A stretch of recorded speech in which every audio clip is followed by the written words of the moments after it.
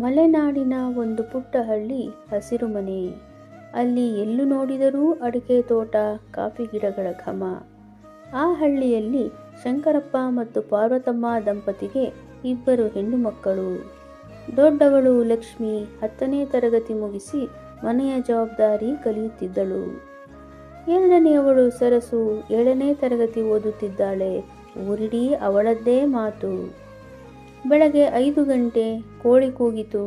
ಲಕ್ಷ್ಮಿ ಎದ್ದು ಸಗಣಿ ನೀರು ಹಾಕಿ ಅಂಗಳ ಸಾರಿಸಿ ದೊಡ್ಡದೊಂದು ಪದ್ಮದ ರಂಗೋಲಿ ಇಡುತ್ತಿದ್ದಳು. ಒಳಗಡೆ ಅಮ್ಮ ಸೌದೆಯ ಒಲೆ ಹಚ್ಚಿ ಕಾಫಿ ಮಾಡುತ್ತಿದ್ದರು. ಸರಸು, ಏ ಸರಸು, ಏಳು ಮಗಳೇ, ಇವತ್ತು ತೋಟಕ್ಕೆ ಹೋಗಿ ಅಡಕೆ ಆರಿಸಬೇಕು, ಅಮ್ಮನ ಕೂಗು. ಸರಸು ಹೊದಿಕೆಯನ್ನು ತಲೆಯವರೆಗೆ ಎಳೆದುಕೊಂಡು, ಇನ್ನೂ ಚಳಿ ಇದೆ ಅಮ್ಮ, ಅಕ್ಕ ಇದ್ದಾಳಲ್ಲ, ಅವಳು ಮಾಡುತ್ತಾಳೆ ಬಿಡು ಎಂದು ಗೊಣಗಿದಳು. ಲಕ್ಷ್ಮಿ ಒಳಗೆ ಬಂದು ತನ್ನ ತಣ್ಣನೆಯ ಕೈಗಳನ್ನು ಸರಸುವಿನ ಕೆನ್ನೆಗೆ ಮುಟ್ಟಿಸಿದಳು. ಅಯ್ಯೋ ಅಕ್ಕ, ಚಳಿಯಾಗುತ್ತದೆ ಬಿಡು ಎಂದು ಸರಸು ಎದ್ದು ಕೂತಳು. ಏಳು ತುಂಟಿ, ಇವತ್ತು ನಾವಿಬ್ಬರೂ ಹೊಳೆಯ ಹತ್ತಿರ ಹೋಗೋಣ ಅಂದಿದ್ದವಲ್ಲ ಎಂದಳು ಲಕ್ಷ್ಮಿ. ಅಷ್ಟೇ, ಸರಸು ಹಾರುತ್ತಾ ಎದ್ದು ರೆಡಿಯಾದಳು. ಇಬ್ಬರು ಅಕ್ಕ ತಂಗಿಯರು ಬಟ್ಟೆಯ ಬುಟ್ಟಿ ಹಿಡಿದು ಹೊಳೆಯ ಕಡೆಗೆ ನಡೆದರು. ದಾರಿಯಲ್ಲಿ ಹಕ್ಕಿಗಳ ಚಿಲಿಪಿಲಿ, ಕಾಲುದಾರಿಯ ಪಕ್ಕದಲ್ಲಿ ಹರಿಯುವ ಸಣ್ಣ ತೊರೆ. ಅಕ್ಕ, ನೋಡು, ಆ ಮರದ ಮೇಲೆ ಎಷ್ಟು ಮಾವಿನಕಾಯಿ ಇದೆ ಎಂದು ಸರಸು ತೋರಿಸಿದಳು. ಅದು ನೀರ ಮೇಲೆ ಬಾಗಿರುವ ದೊಡ್ಡ ಮರ. ಲಕ್ಷ್ಮಿ ಎಚ್ಚರಿಸಿದಳು. ಸರಸು, ಅಲ್ಲಿಗೆ ಹೋಗಬೇಡ, ಕಲ್ಲುಗಳು ತುಂಬ ಪಾಚಿ ಹಿಡಿದಿವೆ, ಜಾರುತ್ತದೆ ಎಂದಳು. ಆದರೆ ಸರಸು ಕೇಳುವಳೆ? ಅವಳು ಮೆಲ್ಲನೆ ಕಲ್ಲುಗಳ ಮೇಲೆ ಹೆಜ್ಜೆ ಇಟ್ಟಳು. ಒಂದು ದೊಡ್ಡ ಹಣ್ಣಾದ ಮಾವಿನಕಾಯಿ ಅವಳಿಗೆ ಕಾಣಿಸಿತು. ಅದನ್ನು ಹಿಡಿಯಲು ಹೋದವಳೇ ಅಮ್ಮ ಎಂದು ಕಿರುಚಿದಳು. ಕಾಲು ಜಾರಿ ನೀರಿಗೆ ಬೀಳುವಷ್ಟರಲ್ಲಿ ಲಕ್ಷ್ಮಿ ಓಡಿ ಬಂದು ಅವಳ ಜುಟ್ಟು ಮತ್ತು ಕೈಯನ್ನು ಗಟ್ಟಿಯಾಗಿ ಹಿಡಿದು ಎಳೆದುಕೊಂಡಳು. ಇಬ್ಬರೂ ದಡಕ್ಕೆ ಬಂದು ಹಬ ಹಬ ಎಂದು ಉಸಿರು ಬಿಟ್ಟರು. ನಿನಗೆ ಎಷ್ಟು ಸಾರಿ ಹೇಳಬೇಕು, ಜೀವ ಹೋದರೆ ಏನು ಮಾಡುತ್ತಿದ್ದೆ? ಲಕ್ಷ್ಮಿಯ ಕಣ್ಣಲ್ಲಿ ನೀರಿತ್ತು. ಸರಸು ತಲೆ ತಗ್ಗಿಸಿ, ಕ್ಷಮಿಸು ಅಕ್ಕ ಎಂದಳು. ಆದರೆ ಲಕ್ಷ್ಮಿ ಮರುಕ್ಷಣವೇ ನಕ್ಕು, ಸರಿ ಬಿಡು, ಈಗ ಆ ಮಾವಿನಕಾಯಿ ಏನಾಯಿತು ಎಂದಳು. ಇಬ್ಬರು ಆ ಅರ್ಧ ಬಿದ್ದಿದ್ದ ಮಾವಿನಕಾಯಿಯನ್ನು ಹಂಚಿಕೊಂಡು ತಿಂದರು. ಆ ಉಪ್ಪು ಖಾರವಿಲ್ಲದ ಮಾವಿನಕಾಯಿ ಅವರಿಗೆ ಜಗತ್ತಿನ ಅತೀ ರುಚಿಕರ ಹಣ್ಣಿನಂತೆ ಕಂಡಿತು. ಮಧ್ಯಾಹ್ನ ಊಟದ ನಂತರ ಅಮ್ಮ ಅಪ್ಪ ನಿದ್ದೆ ಮಾಡುತ್ತಿದ್ದರು. ಹಳ್ಳಿಯ ಮಧ್ಯಾಹ್ನ ಅಂದರೆ ನಿಶ್ಶಬ್ದ. ಆದರೆ ಈ ಸಹೋದರಿಯರಿಗೆ ಏನಾದರೂ ಸಾಹಸ ಮಾಡಲೇಬೇಕು.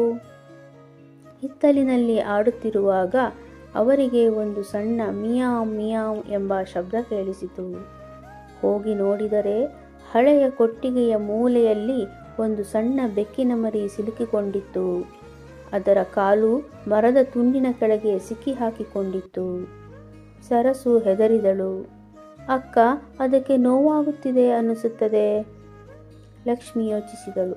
ಅವಳು ಒಂದು ಸಣ್ಣ ಕೋಲನ್ನು ತಂದು ಲಿವರ್ ತರಹ ಬಳಸಿ ಆ ಮರದ ತುಂಡನ್ನು ಮೆಲ್ಲಗೆ ಎತ್ತಿದಳು. ಸರಸು ಕೂಡಲೇ ಆ ಮರಿಯನ್ನು ಎತ್ತಿಕೊಂಡಳು. ಅದರ ಕಾಲಿಗೆ ಸಣ್ಣ ಗಾಯವಾಗಿತ್ತು. ಮನೆಯಲ್ಲಿದ್ದ ಅರಿಶಿನ ಪುಡಿ ತಂದು ಅದಕ್ಕೆ ಹಚ್ಚಿ ಒಂದು ಸಣ್ಣ ಹಾಲಿನ ಬಟ್ಟಲು ಇಟ್ಟರು. ಅಂದಿನಿಂದ ಆ ಬೆಕ್ಕಿನ ಮರಿ ಇವರ ಬೆಸ್ಟ್ ಫ್ರೆಂಡ್ ಆಯಿತು. ಅದಕ್ಕೆ ಚಿನ್ನಿ ಎಂದು ಹೆಸರಿಟ್ಟರು. ಅಮ್ಮನಿಗೆ ಗೊತ್ತಾದರೆ ಬೈತಾರೆ ಅಂತ ಇಬ್ಬರೂ ಸೇರಿ ರಹಸ್ಯ ಕಾಪಾಡಿಕೊಂಡರು. ಆ ಗುಟ್ಟನ್ನು ಹಂಚಿಕೊಳ್ಳುವಲ್ಲೇ ಅವರಿಗೆ ಒಂದು ದೊಡ್ಡ ಸಮಾಧಾನವಿತ್ತು. ವಾರದ ನಂತರ ಊರಿನ ದೇವಿಯ ಜಾತ್ರೆ ಬಂತು. ಇಡೀ ಹಳ್ಳಿ ಸಡಗರದಲ್ಲಿತ್ತು. ಲಕ್ಷ್ಮಿ ಮತ್ತು ಸರಸು ಹೊಸ ಲಂಗ ದಾವಣಿ ತೊಟ್ಟು ಮಿಂಚುತ್ತಿದ್ದರು. ಅಪ್ಪ ಇಬ್ಬರಿಗೂ ಜಾತ್ರೆಗೆಂದು ತಲಾ 100 ರೂಪಾಯಿ ಕೊಟ್ಟಿದ್ದರು. ಜಾತ್ರೆಯಲ್ಲಿ ಸರಸು ತನಗಾಗಿ ಬಣ್ಣದ ಬಳೆಗಳು, ಮಿನುಗುವ ಸ್ಟಿಕ್ಕರ್ ಮತ್ತು ಐಸ್ ಕ್ರೀಮ್ ತಿಂದಳು. ಆದರೆ ಲಕ್ಷ್ಮಿಗೆ ಒಂದು ಸುಂದರವಾದ ಪುಸ್ತಕ ಕೊಳ್ಳಬೇಕು ಎಂಬ ಆಸೆ ಇತ್ತು. ಹೀಗಿರುವಾಗ ಸರಸು ಗಾಬರಿಯಿಂದ ಓಡಿ ಬಂದಳು. ಅಕ್ಕ, ನನ್ನ ಹೊಸ ಬೆಳ್ಳಿಯ ಗೆಜ್ಜೆ ಕಳೆದು ಹೋಯಿತು ಎಂದು ಅಳಲು ಶುರು ಮಾಡಿದಳು. ಜನಜಂಗುಳಿಯಲ್ಲಿ ಗೆಜ್ಜೆ ಹುಡುಕುವುದು ಅಸಾಧ್ಯವಾಗಿತ್ತು. ಅಪ್ಪನಿಗೆ ಗೊತ್ತಾದರೆ ಬೈತಾರೆ ಎಂಬ ಭಯ ಅವಳಿಗೆ. ಲಕ್ಷ್ಮಿ ಯೋಚಿಸಿದಳು. ಅವಳು ತನ್ನ ಬಳಿ ಇದ್ದ ಹಣವನ್ನು ಮತ್ತು ತಾನು ಆಸೆಪಟ್ಟು ಕೊಂಡುಕೊಳ್ಳಬೇಕಿದ್ದ ಪುಸ್ತಕವನ್ನು ಬಿಟ್ಟುಕೊಟ್ಟಳು. ಅಷ್ಟೇ ಅಲ್ಲದೆ ಅವಳ ಬಳಿ ಇದ್ದ ತನ್ನ ಹಳೆಯ ಸಣ್ಣ ಚಿನ್ನದ ಮೂಗುತಿಯನ್ನು ಪಕ್ಕದ ಚಿನ್ನದ ಅಂಗಡಿಯಲ್ಲಿ ಅಡವಿಟ್ಟು ತಂಗಿಗೆ ಅದೇ ತರಹದ ಹೊಸ ಗೆಜ್ಜೆ ಕೊಡಿಸಿದಳು. ಸರಸು ಖುಷಿಯಿಂದ ಗೆಜ್ಜೆ ಹಾಕಿಕೊಂಡಳು. ಮನೆಗೆ ಬಂದ ಮೇಲೆ ಸರಸುವಿಗೆ ಅಕ್ಕನ ಕೈಯಲ್ಲಿದ್ದ ಪುಸ್ತಕ ಕಾಣಲಿಲ್ಲ. ಅಕ್ಕ, ನೀನು ಪುಸ್ತಕ ತಗೊಂಡಿಲ್ಲವಾ ಎಂದು ಕೇಳಿದಳು. ಲಕ್ಷ್ಮಿ ಸುಮ್ಮನೆ ನಕ್ಕು, ಇಲ್ಲ ಸರಸು, ಆ ಪುಸ್ತಕ ಅಷ್ಟೊಂದು ಚೆನ್ನಾಗಿರಲಿಲ್ಲ ಎಂದಳು. ಆದರೆ ರಾತ್ರಿ ಮಲಗುವಾಗ ಅಮ್ಮನಿಗೆ ವಿಷಯ ತಿಳಿಯಿತು. ಅಮ್ಮ ಸರಸುವಿಗೆ ಹೇಳಿದರು, ನೋಡು ಸರಸು, ನಿನ್ನ ಗೆಜ್ಜೆಗಾಗಿ ಅಕ್ಕ ತನ್ನ ಆಸೆಯನ್ನು ಬಿಟ್ಟಿದ್ದಾಳೆ. ಸರಸುವಿನ ಕಣ್ಣು ಒದ್ದೆಯಾಯಿತು. ಅವಳು ಅಕ್ಕನ ಹತ್ತಿರ ಹೋಗಿ ಅವಳನ್ನು ಗಟ್ಟಿಯಾಗಿ ಅಪ್ಪಿಕೊಂಡಳು. ಅಕ್ಕ, ನನಗೆ ಈ ಗೆಜ್ಜೆಗಿಂತ ನೀನೇ ದೊಡ್ಡ ಆಸ್ತಿ. ಇನ್ನು ಮುಂದೆ ನಾನು ನಿನ್ನ ಮಾತನ್ನು ಮೀರಲ್ಲ ಎಂದಳು.